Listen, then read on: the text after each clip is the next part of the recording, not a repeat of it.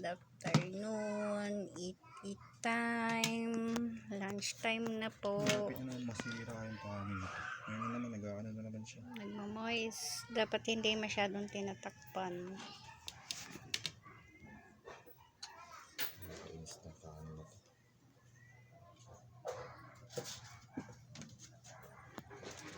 Kain na po. Yan po ang aming ulam.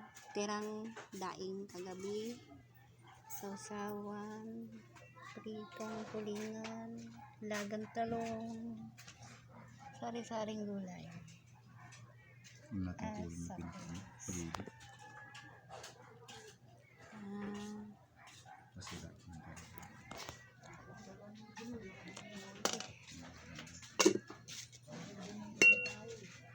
Kain na.